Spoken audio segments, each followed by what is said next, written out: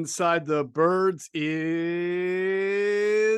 back. What's going on, everybody? Geoff, Mosher, Adam, Caplan. Here we are for our third middle of the week Inside the Birds podcast, our film review podcast. We will dissect and break down the Eagles' big win over the Washington Commanders by a score of 24-8, obviously highlighted by 9 sacks on Carson Wentz. But there's a whole lot more to those 9 sacks and just a bunch of defensive linemen clobbering Carson. We're going to get into that.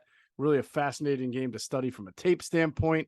We'll maybe get a little bit look ahead with our good friend Doug Peterson coming back to town on Sunday as head coach of the Jacksonville Jaguars, the red hot Jacksonville Jaguars, coming off a big win against the Chargers out on the West Coast. I didn't have that game in my pick'em. I'm doing very well in my pick'ems this year, but that one I did not have. I mean, they've outscored their last 2 opponents 62-10. Yeah. One of them was the game you talked about. Now, I know the Chargers were banged up, but that was extremely impressive. And when we talked Friday morning, we've got a lot of good information for you for the Jaguars. We know some people there. So they have a very good young roster. I was there a day, and I'm a little surprised they're as good as they are. And here's the thing is we didn't know Mike Caldwell, other than we knew he was a Todd Bowles disciple. We didn't know that they'd have this good of a defense, and they get after it. They're very talented. So I think that test, in fact, I know that test will be better for them, but the way the Eagles are playing, it may not matter if they keep executing like that. That's right. Both teams playing very well, but not the number one team, neither in Adam Caplan's power rankings, which are now out. The first one of the 2022 season is on InsideTheBirds.com. You got Eagles up there, just not number one. Jaguars still also not ready for top 5 consideration yet, but you like what they're doing. But I encourage everybody to go to InsideTheBirds.com to make sure they check out who is where, including where the Eagles fall in the first of many to come power rankings. Adam will do it every week, and it'll be on InsideTheBirds.com every what did it come out? It came out on Tuesday morning. Yeah. Well, the thing is, I know when I reach people, when people start cursing at me on Twitter, I don't know what I'm talking about. You turn your badge in, they come up with all sorts of stuff to say to me. Yeah, there's some really funny stuff. So if someone accused you of not putting the Eagles number one just to avoid looking like a homer, like as if you named another team. That I didn't see. Okay, I didn't see, but it got so bad for me at FoxSports.com with the just really people just being assholes. I remember either I asked off of it. I know Brian Billick amazingly took it over when I left Fox Sports, right during the lockout of 11. But I just remember being like, I don't need this. Like people that cursing me out, you don't know anything because they think you hate their team, right? It's like Joe Buck says. Joe Buck, I don't hate your team in his Twitter bio. Right. Though I will tell you, it's fun, and I know Joe. He's we have a mutual friend, so I don't know him very well, but I've talked to him before. It definitely seems though, when he called some Eagles games over the years, boy, he was really liking the Cowboys for some reason. It's funny, me being observed, just someone who calls it down the middle. Sometimes I'm like, if I didn't know better, I think he's kind of rooting for Dallas. Do you think maybe because he's sitting next to Aikman when he does the broadcast? Yeah, exactly. No, really, I'm serious. I wonder if that sort of subconsciously, because I think Aikman actually plays it down the middle pretty well. So I don't know. By the way, we're going to try to get. I know Troy. We were represented by the same agency, so I'm going to try to get Troy on. Our contact at Fox PR said he definitely would get this done, but unfortunately that guy left. Right. So I'm going to try to get him for one of the games, and obviously Ed Werder, our friend from ESPN, right? We should work with. So, but boy, Dallas looked good on what was it, Monday night? They looked really good.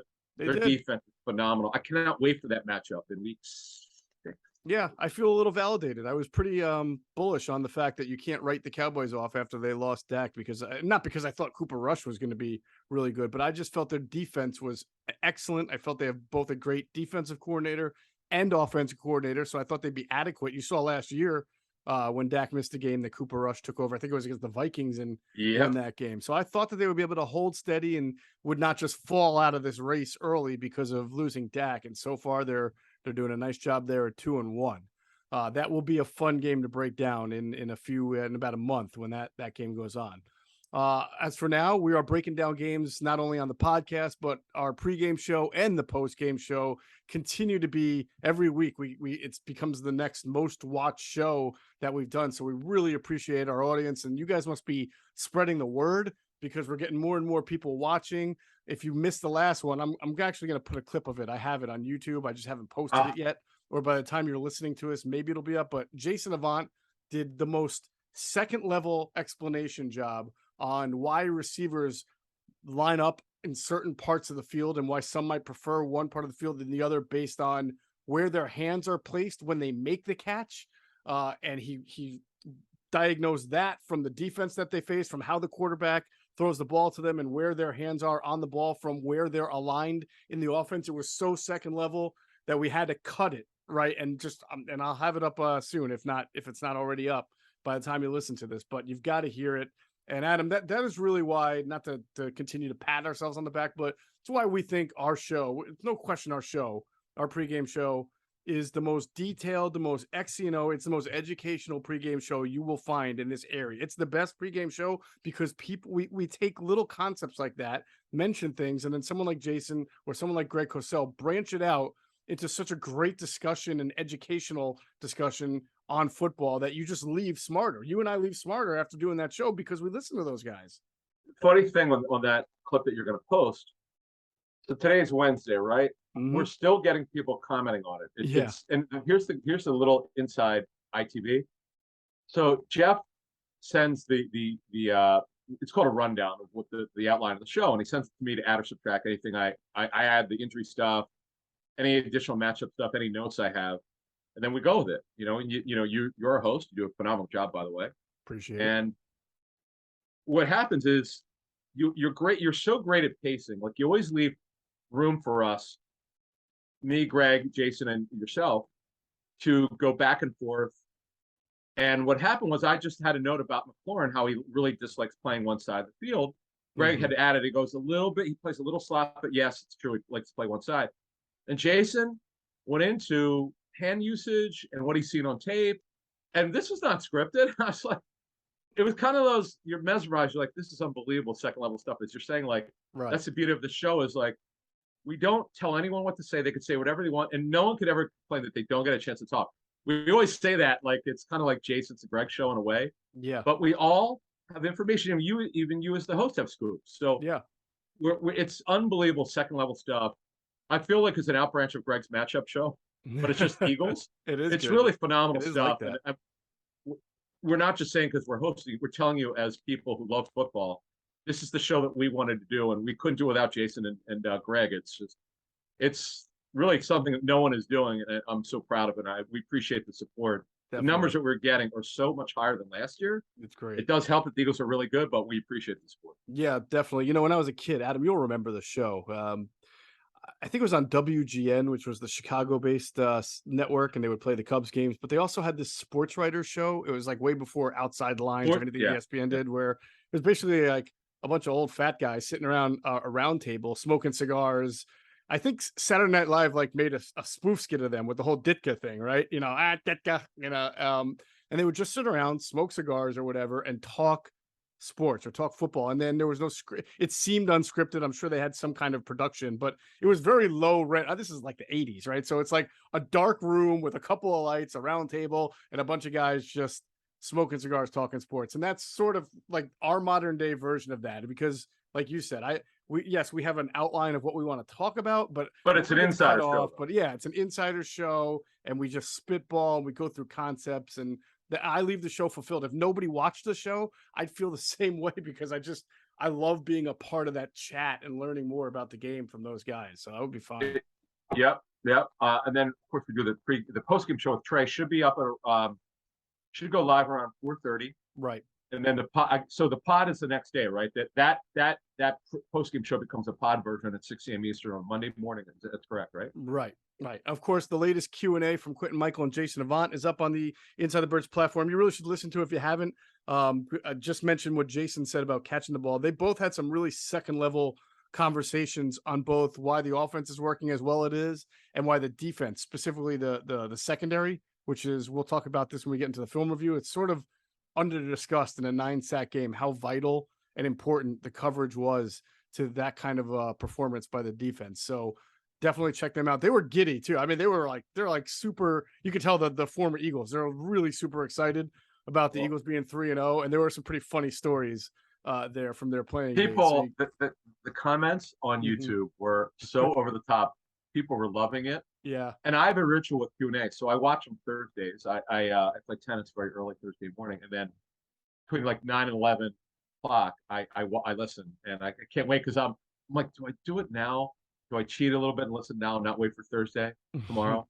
But no, it's great. So those guys drop every Tuesday now, unless there's a Monday night game. I guess then they'll record. Yeah, then they'll drop Wednesday morning. Okay. Right. Okay, Wednesday morning, and then oh yeah. So tonight, as we mentioned last week, we're doing a Patreon chat on our Discord from 8 to 8:30 every Wednesday through the playoffs. Yes, Eagles will be a playoff team, and heck if they make it super deep. Don't be jinxing now. Don't get that jinx going. I know.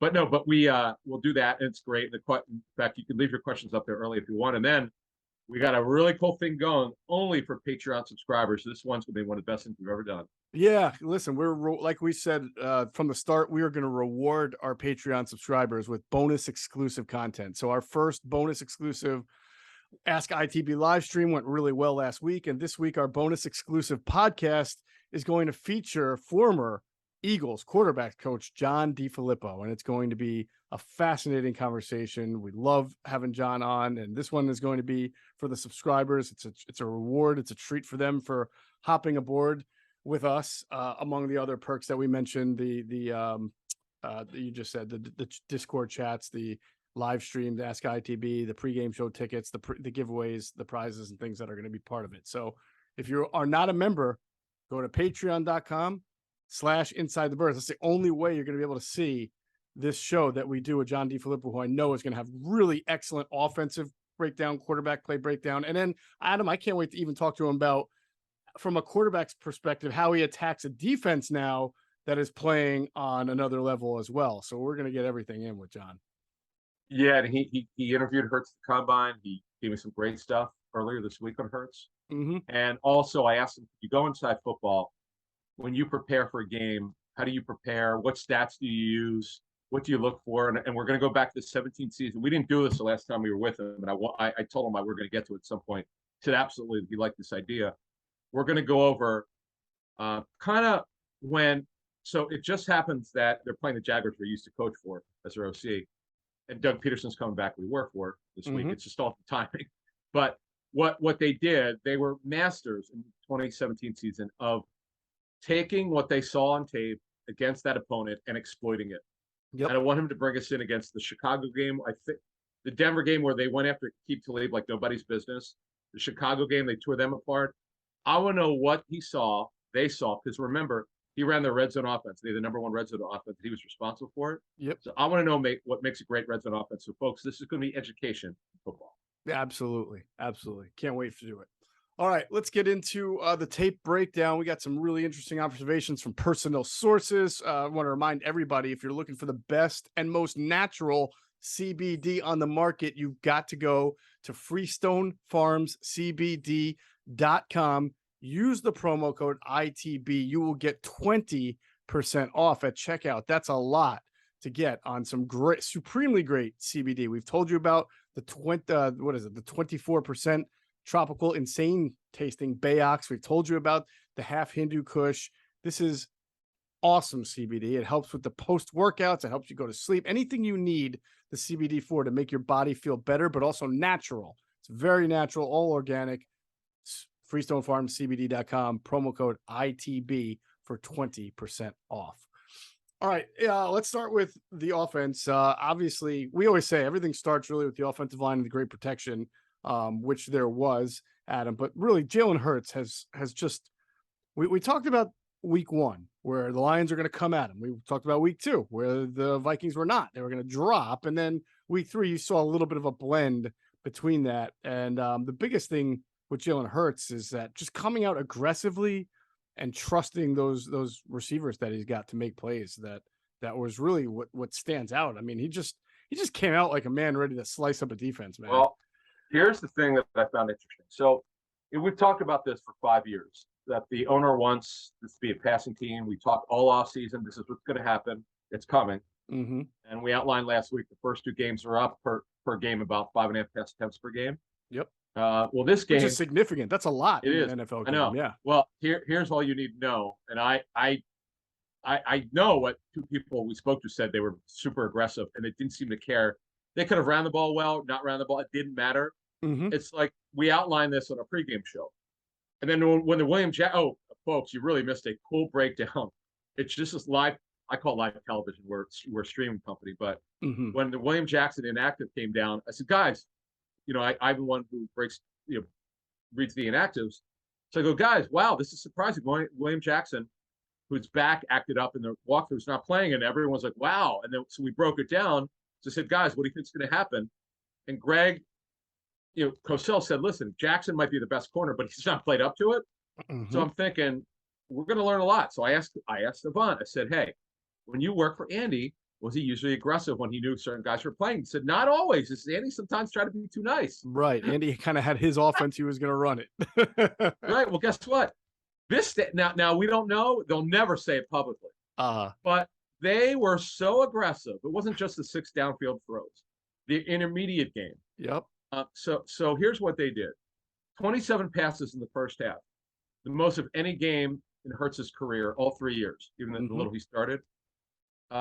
And obviously the most that the staff had called. It's just my sense from talking to 2 people this week in particular that they both seem that they have their view of what this offense looks like. They're pretty similar to 2 people I spoke with see the offense the same. It's a spread. This is kind of what they wanted to run. It's going to be heavy 11 personnel, Sure. Unless it's the team that blitzes like crazy, like Detroit. I think they smartly thought Aaron Glenn would come in blitzing, and he did, and that's why Tungi played in that game. But this game, it was like, okay, let's go.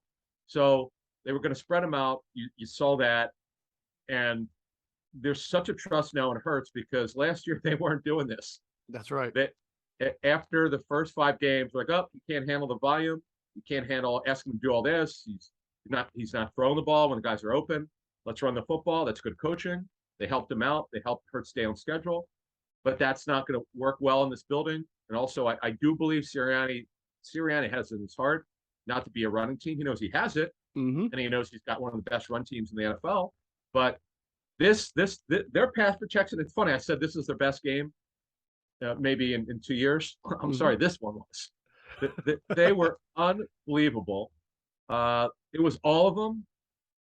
We'll get to the run game where they weren't as good, but you can't. There's nothing is ever easy. I don't want to make it that simplistic, but Hurts was so comfortable once again, like the Minnesota game.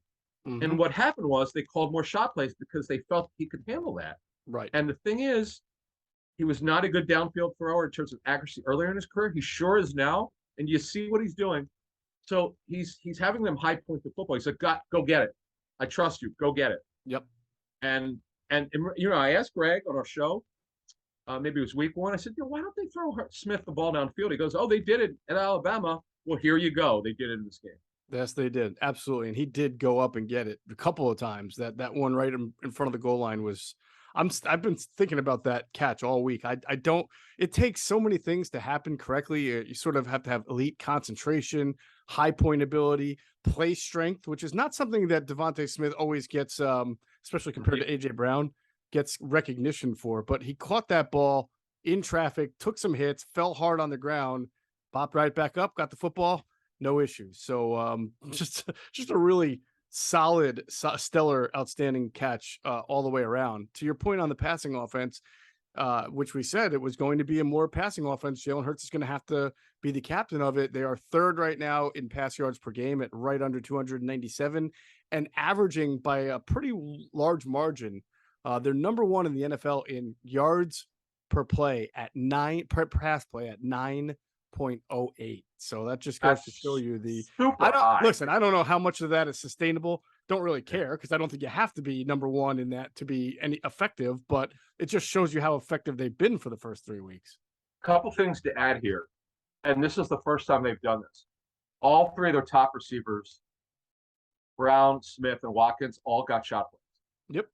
And Watkins drew a drew a penalty at PI. That's on a shot play. So that's really significant. It just goes to show you the confidence they have in their second year, this group with Hurts.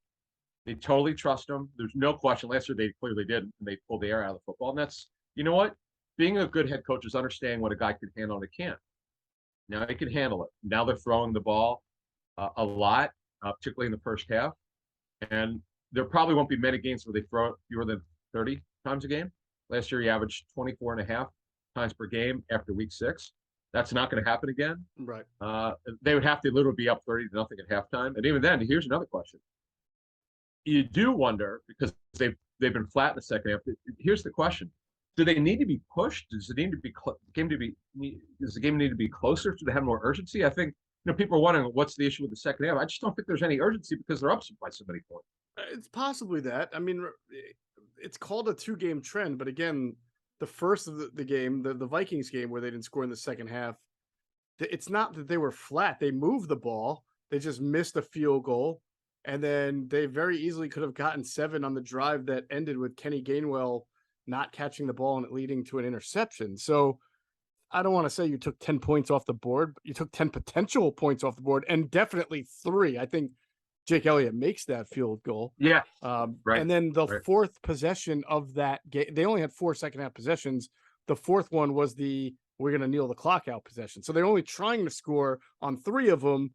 And 2 of those 3 they should have scored, but mistakes that have nothing to do with really the offense or Jalen Hurts, I should say, did them in. Again, miss a field goal, and then Kenny Gainwell drop interception.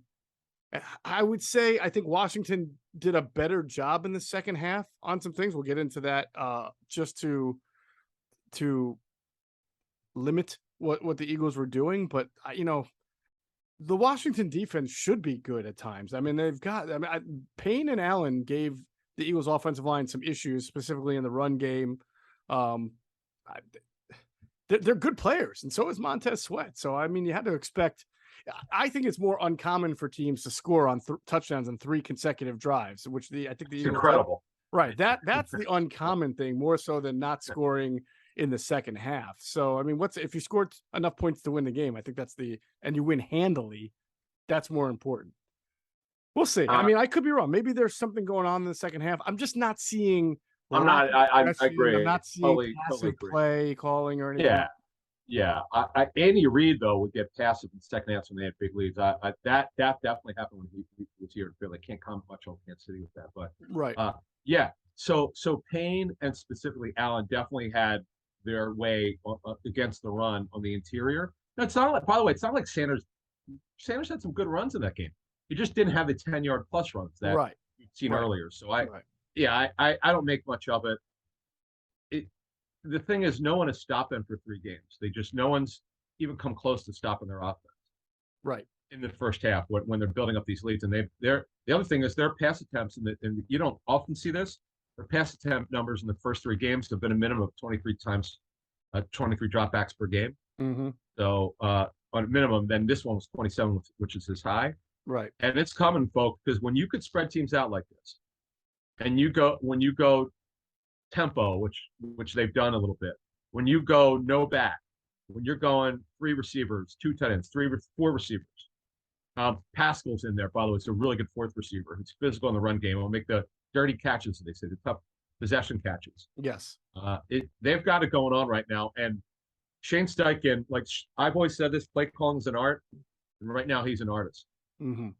He is. He is. One thing with Hurts, Adam, I think his mechanics are so much more fundamentally sound because he's making throws with his feet on the ground, both feet on the ground, planted, and that enables him to follow through from his carriage point. Last year, there were times where he's trying to make downfield throws.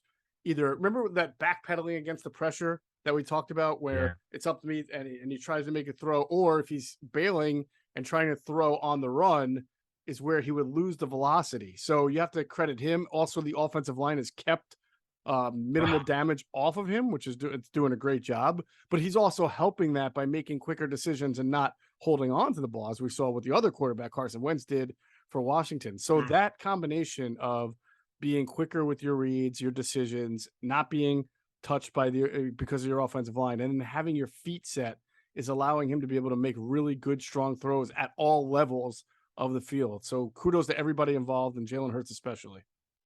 His balance, my notes here. The balance, yes, his balance Mm-hmm.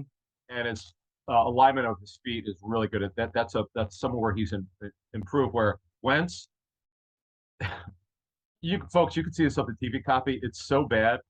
He's the overstride. Oh, the overstride was brutal. And I've been pointing this out for like 4 years now. Okay, if you're watching me on YouTube, look at my hands.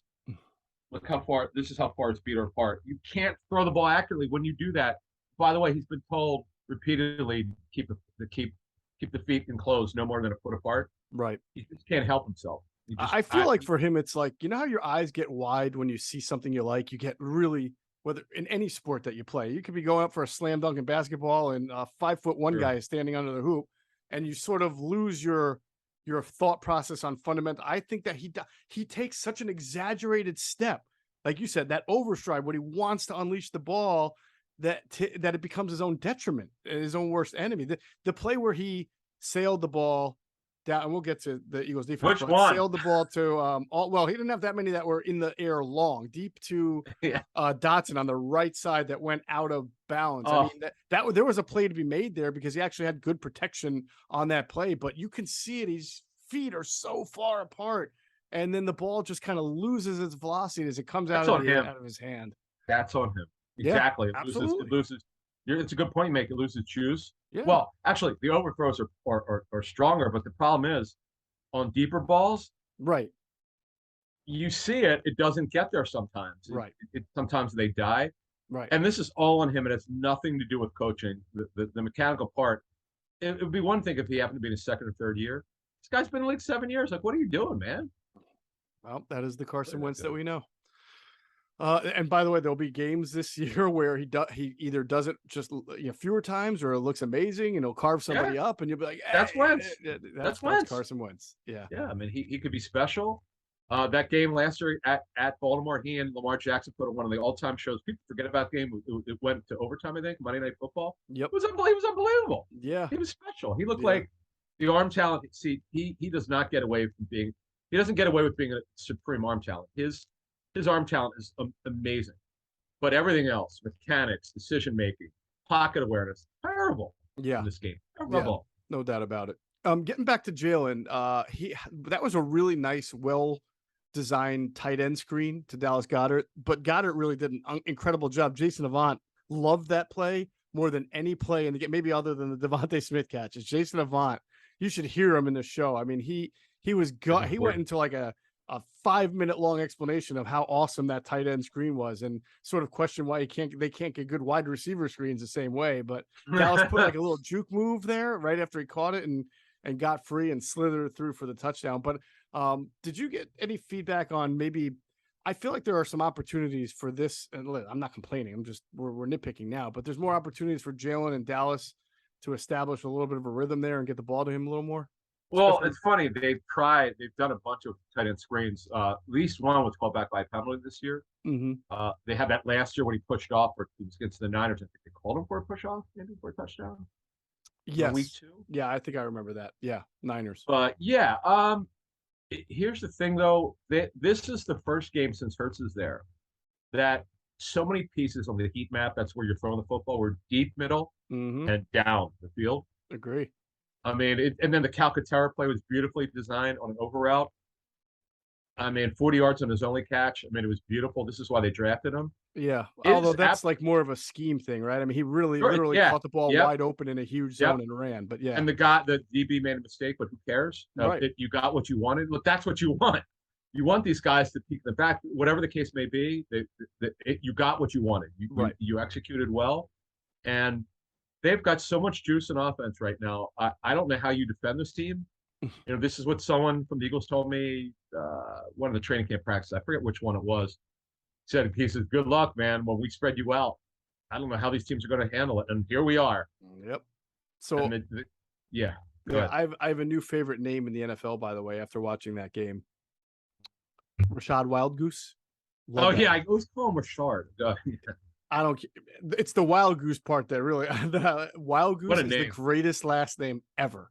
ever. Yeah. Love that name. Rashad Wild Goose. Love it. Well, that tight end for the Cowboys, though, who made those catches on Monday night. Oh yeah, what was his last name? That was a Really new one. odd name. Yeah, very odd name. That was kind of funny. Uh, His Hendershot. yeah, that's right. Hendershot. Not Brandon Pinnerhughes, but me and Ruben Frank used to have such. You and I have talked about it before when the Eagles would sign all these, these back end of the roster guys we knew would never make it. So I don't know why, but one day we were at practice years ago. We were going over in our mind without looking it up. Okay, give me your top 5 odd names. Brandon Pinnerhughes would always win. Mm-hmm. Or Walter Abercrombie for those of the old timers.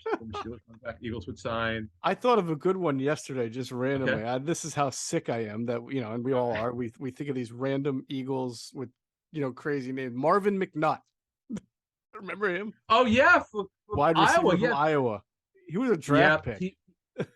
6th rounder, I think.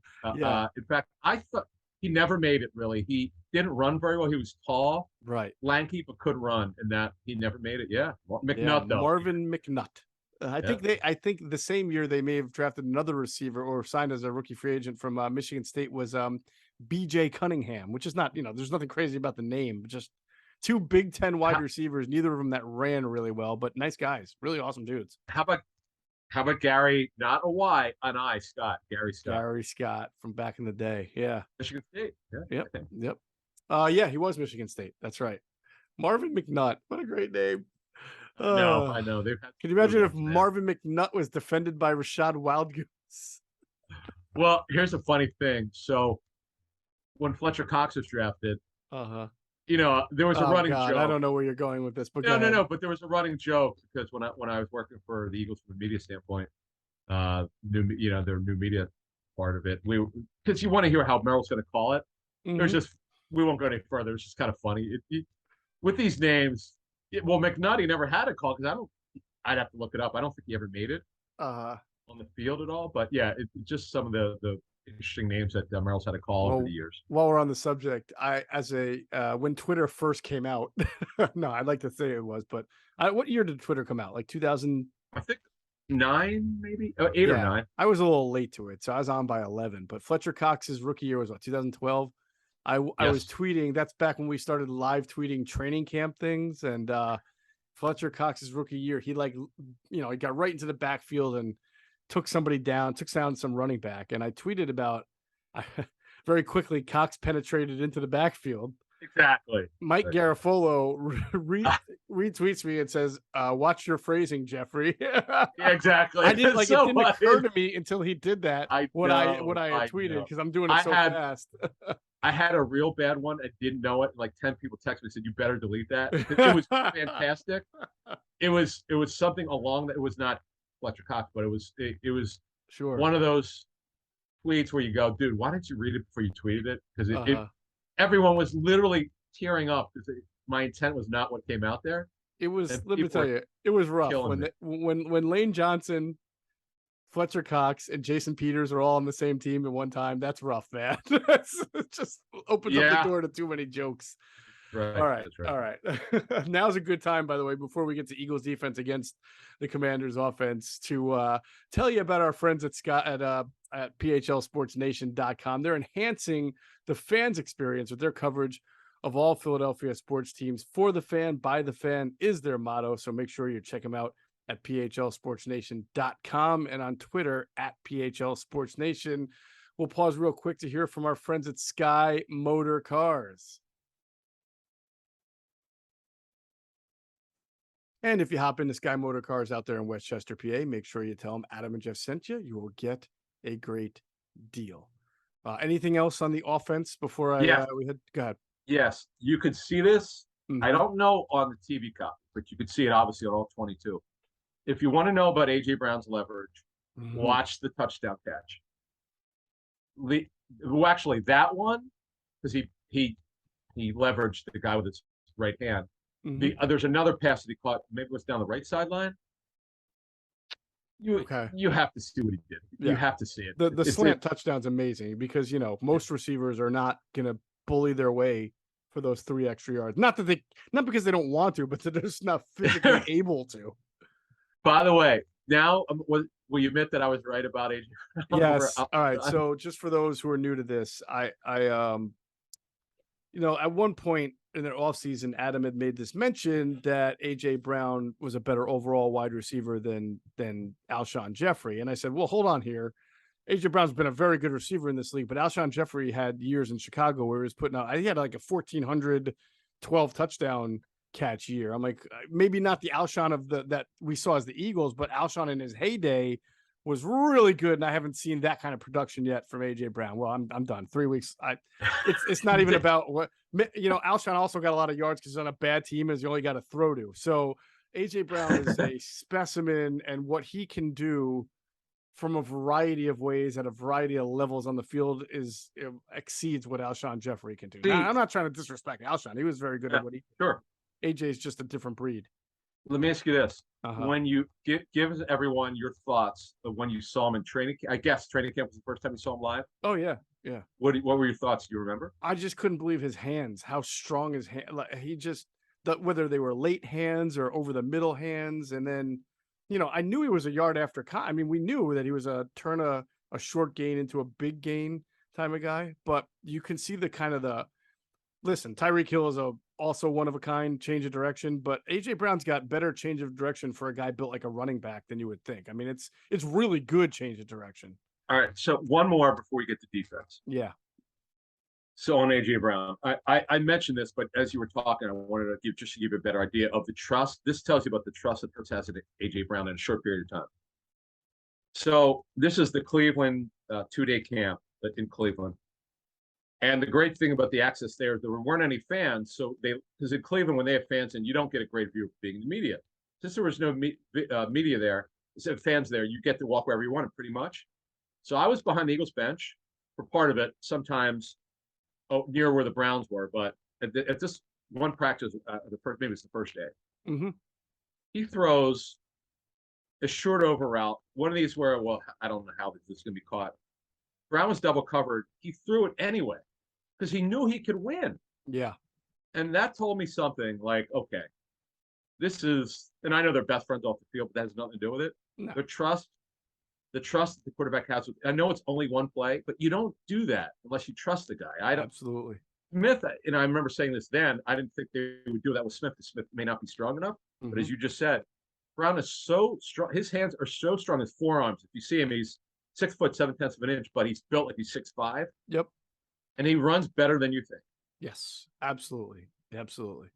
All right, let's talk about the Eagles defense now. So I know that when you watch a game like that, right, and then you watch all the post-game cover, it's all about the sacks and Fletcher Cox and Javon Hargrave and Brandon Graham and the whole hit parade on Carson Wentz. But when you talk to people who see the tape, and even if you watch the tape yourself, the All-22, and you know what you're looking at, what you realize, Adam, is the untold story is that a lot of those sacks were because of phenomenal coverage concepts by Jonathan Gannon that we've talked about that he wants to do this year, whether it's matchup zone or pattern matching, and the ability to take away some of that, the stuff across the middle and make a quarterback have to go somewhere else. The coverage concepts and the actual coverage itself were the perfect marriage to allow those defensive linemen the split second they needed to get up on a Carson Wentz. It's fascinating when both come together. Sometimes you'll see games where one's good, the other's okay, the other's good. This one was like perfect harmony. So here are my notes from various people, mostly zone matchup style. Yep. Zone exchanges were about as tight. One person said it on tape that he's seen from this group going back to last season. This is the defense Gannon, we were told, was going to run last year, but he couldn't. Oh yeah, I don't know how he could have done that stuff with his personnel. I don't have a lot from last year that I can recall, but I just know that we were told one thing. We didn't see a lot of it. Steven Nelson, Anthony Harris, whatever the case may be, he didn't feel confident in it. He never mentioned them, obviously, but maybe a month or so ago, they were talking to him about, the media was about, their secondary and what they were doing. He's like, well, I have a better trust. He didn't mention anyone specifically, but it's very clear he has a better trust. The running defense that he wants, their matchup zone principles, their matchup style. This is what they want. This is what Gannon wants. This is the really the heartbeat of the Vic Fangio defense Mm-hmm. is matchup principles, and they're doing that. And the zone exchanges are phenomenal. This is not that Seattle's defense was mostly cover three, but Seattle is big on the zone exchange, and so is the Fangio defense. Mm-hmm. And this was Gardner Johnson's best game as an Eagle so far, we're told. Almost a perfect game from zone. From you carry your guy to a spot, you hand him off. Everyone knew what they were doing, and this next point plays to what you just said about the marriage of the four. They only played 4 to 5 man pressure. They didn't really blitz very much. Right, even their blitzes weren't like the cover zeros or anything like that. Yeah. I think they might have done 1 7-man pressure. I think there was in the second half when the game was already, which I appreciated because he wasn't kind of taking his foot off the pedal. Right. So I think that's what happened. But here's what I thought. This is what I think from the people I spoke with. One guy played in the league, so I just ran something by him. He goes, "Yeah," he goes, "He would agree." It's obvious Gannon thought, because this Washington line was so bad on tape, that he's like, you know what, we'll blitz, but we're not bringing the house, as you were talking, zone pressures, super aggressive. We're not doing what we did against Minnesota. It's not the amount is not the point. The point is how you do it. Mm-hmm. They were not sacrificing coverage here because they knew Washington's got a great pass target group. And here's the thing. They completely shut down all of them. Yes. They had no chance. Right. None of them. Now, there was one play, I'm told, but one person said that one would have been for a touchdown. One of the receivers Titans got open, but Cox got a sack. Right. So that's the thing. If there was somebody open, Carson was not going to be able to have time to see it. Yeah. So right. It was an unbelievable job of coverage. I agree. I could hear Greg Cosell's voice, Adam, while I was watching the All 22, because you could hear it, but when you see it and hear it together, I can hear him explaining the match, carry, and deliver concept playing out. Yeah. Because that's what what that means for people who maybe not see the tape or get a chance. I would also kind of liken it to if you watch John Chaney's matchup zone in basketball during his era as Temple coach, or Jim Boeheim at Syracuse, you know that it's considered a zone, but when you watch the offense try to work the ball around, you'll notice that there are a lot of times within that zone that it looks like man, because the rotations are so fast that the guys are right to the ball. It looks like man defense, even though it's not. And then in this scenario, the Commanders really tried on third down to work either McLaurin or Dotson from the slot, along with their tight end, Logan Thomas, right? From the other side. And they would try to, and people do this against man or zone a lot. They try to work the crossing routes, like mesh points in the middle of the field that, either catch guys in the windows or get the coverage confused. Like it's hard to defend. You get picked by the other defender, right? Pick plays. So Washington tried a ton of those on third down. And the Eagles did such a good job. Like, let's say it's Avonte Maddox lined up in the slot on McLaurin, and he's in a matchup zone. He's running with him long enough and being sticky enough to the point where now he's at the middle field. He passes it off to TJ Edwards, right? Or Kazir White in the situation, who's the middle of the field linebacker. And on the other side, it would be like Chauncey doing the same to the tight end, passing it off to the middle of the field, where you'll have not only TJ Edwards, but you'll have your second safety there as well, who is kind of playing like what they may call a robber coverage. So the point is, there's nowhere in the middle to throw the ball because the windows are too close. Like Carson, if he throws that ball, it's going to get picked off or batted down. So that forces him then to say, all right, let me target my outside receivers. But as soon as he tried to do that, or some of his outlets, he's sacked, because that's how good the pass rush was. So there were opportunities for him to have. See, I think the way to beat this defense is to know that if they're doing that, then you're going to have your flats open early, like your running back's going to be able to leak out into the right or left flat, or there are going to be deeper routes that if you throw with timing and anticipation, you'll get a good one-on-one, but Carson does not do either of those very well. So it was the perfect defense for the quarterback that they were facing. Next week, it might be a totally different story. I don't want to give the impression that because the Eagles were so sticky in coverage that they're unbeatable. It all depends on who you're facing offensively, but they executed their game plan to perfection. It was it was one of these things. It's like based on people we spoke to this week. You're looking, okay, what anything you didn't like, okay, let's get that. Jordan Davis had a couple really good big time plays, muscle plays where he just moved the guy. Still plays too high. Yeah. Like he's got to learn. He's got to get better flexibility. This is going to be over time. He'll be more consistent because this is his first year. He'll learn about what it takes to be a professional. Yep. What you got to do. But the good thing is you see the flash. You never saw the flash. Well, Rager, you did a little bit the first year, but you're seeing the flash plays where he knows he could out muscle. He moved. I'm thinking it was Wes Schweitzer who could not play center. It was Schweitzer, yeah. I know on the first play where he bats the pass down, he just completely, yeah. I listen. This is another Greg Cosell hit it on the head of what Jordan Davis is. He is a strength player. What is he? He calls him a strength player, not a power player or a leverage player. Yeah, I mean, there are times where he's just so much bigger and stronger than the guy in front of him that he just puts his hands up and moves the guy backwards like he did to Wes Schweitzer. But there are times where you need technique and leverage, and he does not excel yet in that part of the game. And I think, again, when you're that big, you get tired, so you lose your pad level pretty easily. Year 2 is going to be big for him because who knows? We'll see. Well, it's funny. What I'm about to say plays into Jordan Davis' role next year. If Fletcher Cox keeps bringing this energy, again, he did it. This is the second game where he was engaged, played with great energy. And it wasn't just, sacks, you got to be careful with sacks. They're individual plays. It's what did the tape show from play 1 through whatever he played, whatever amount of snaps he had. He was really good again.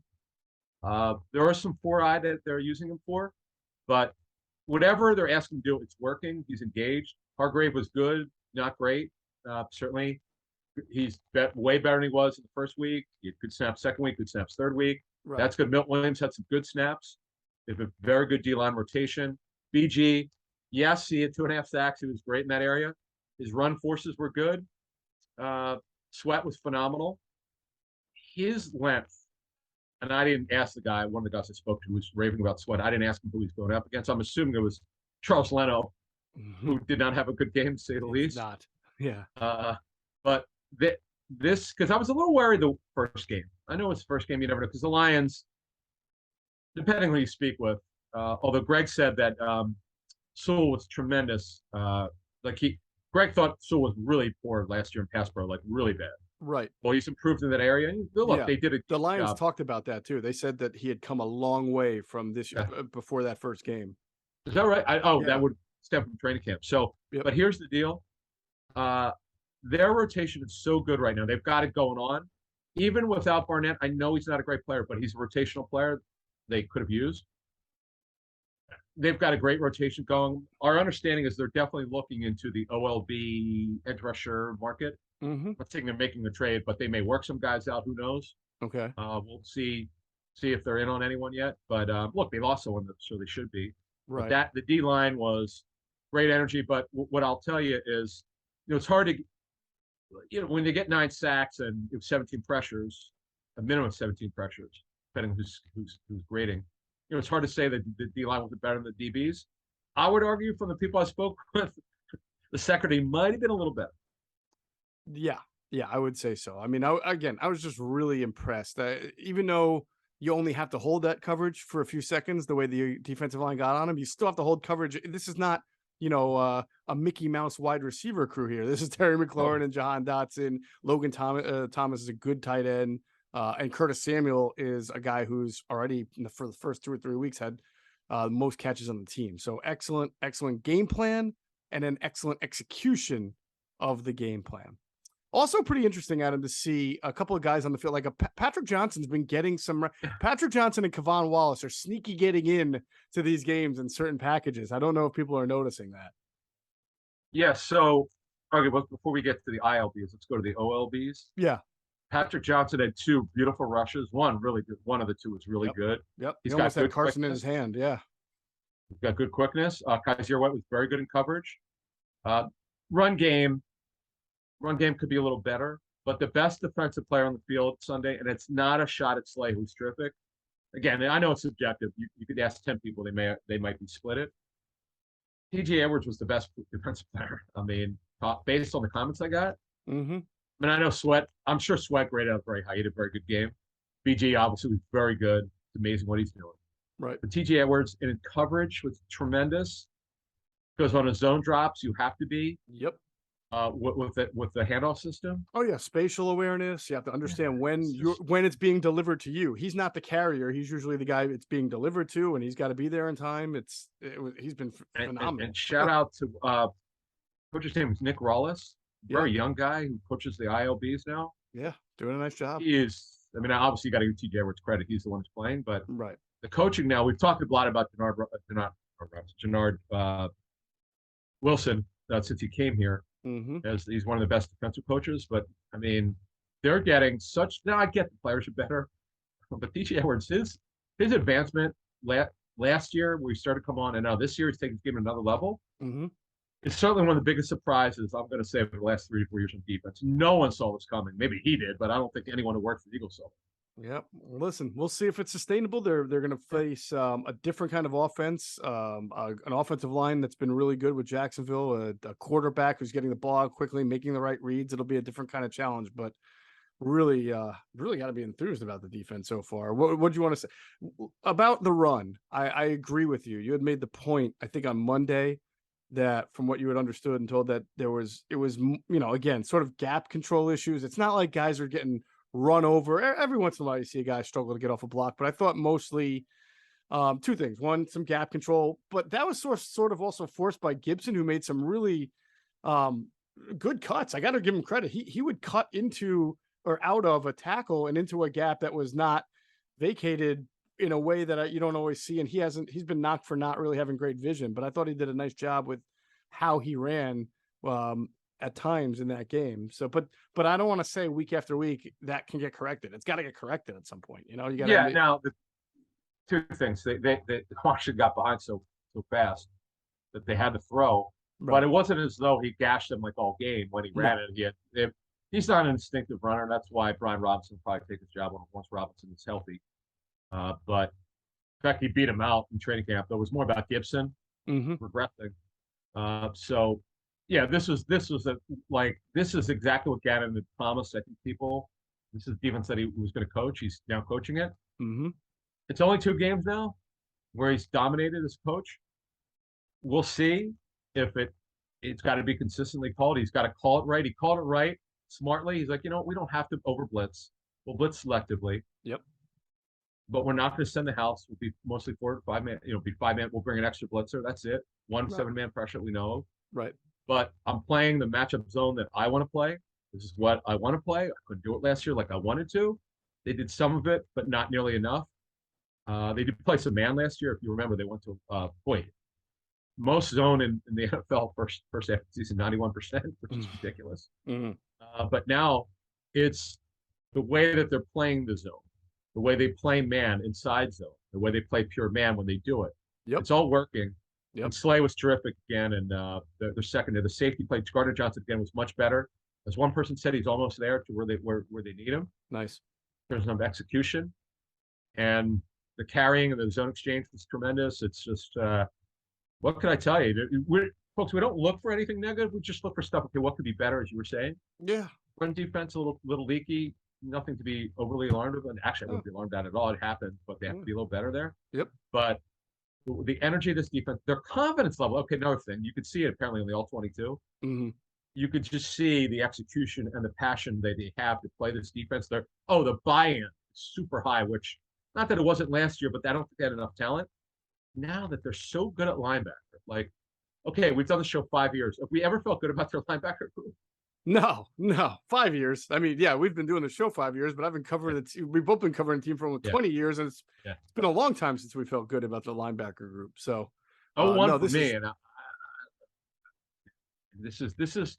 Yeah, I mean, they were pretty good with Bradham and Hicks. I don't want to make it sound like it's been 50 years. They were good, but they were, that's just a small kind of more talent. Okay, depth is really good.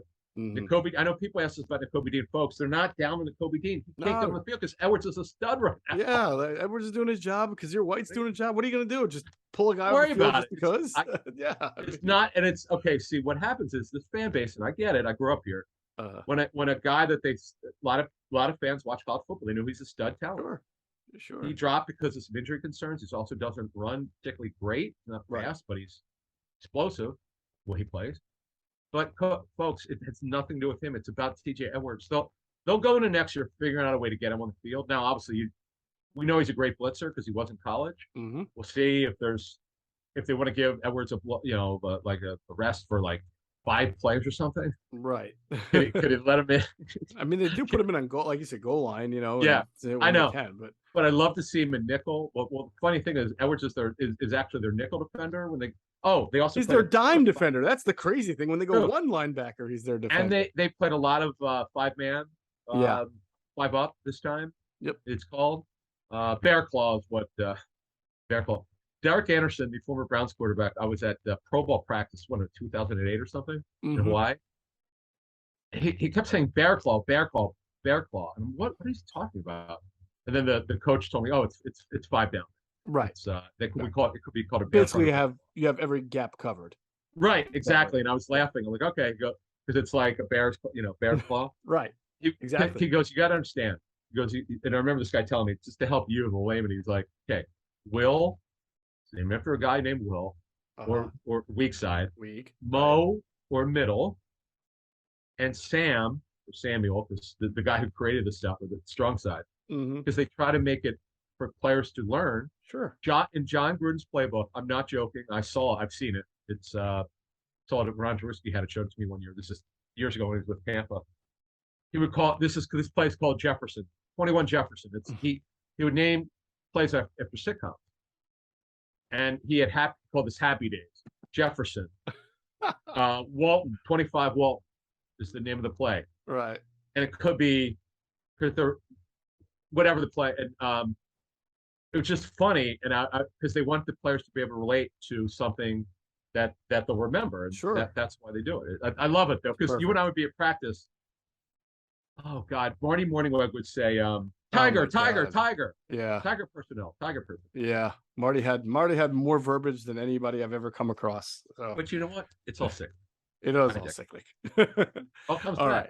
Speaking of cycles, we'll be back on Friday, as we always are, with the next Inside the Birds podcast, and we'll be previewing what's actually amounting to be a pretty fascinating game between the undefeated Eagles and the 2-1 Jacksonville Jaguars. It was always going to have a good storyline with Doug Peterson coming back, but now it's even better because the Jaguars look like a pretty good team. So we will have that all covered for you on Friday with the next podcast. That's going to do it for this edition of Inside the Birds, the leading podcast in Eagles Intel. Big thanks, as always, to our producer, Tyler Strasser. Continues to do a great job. People have noticed the new visual look here on YouTube, so credit to Tyler for that. And as always, we thank you for flying with us inside the bird.